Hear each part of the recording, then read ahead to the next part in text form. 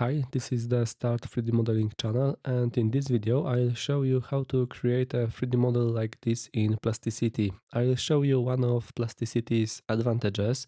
Of course, for me it's a huge advantage of Plasticity, and it's the ability to create 3D models very quickly. If you need to make something quickly, it's supposed to be a one-off simple project. Then in Plasticity we can do things like this literally in a moment. And now I'll turn off the visibility of this solid and show you how you can make something like this in Plasticity.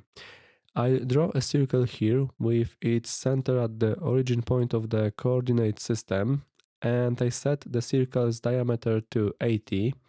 Now I switch to region selection. I select this region and the extrude operation is automatically activated.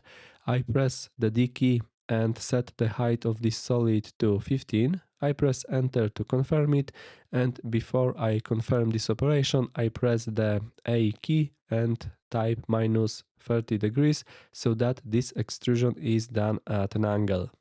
I press enter and enter one more time to confirm. I select this face, I press the F key, I type hollow to choose this command, and now I press the D key, -3, press enter and enter again to confirm.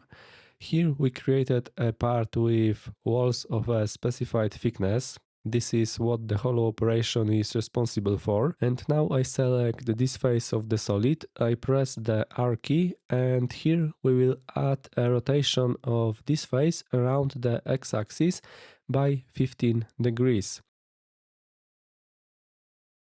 I press enter and enter one more time to confirm. I press escape to cancel this operation.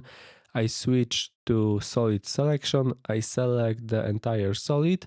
I press the keyboard shortcut Ctrl+2 to switch from selecting the solid to selecting edges.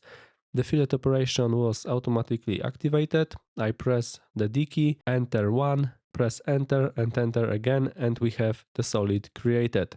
So as you can see, quickly, without major problems, literally with just a few clicks we created a simple 3D model like this. And of course this is only a simple example, but Plasticity for me is a system in which we can create 3D models quite quickly.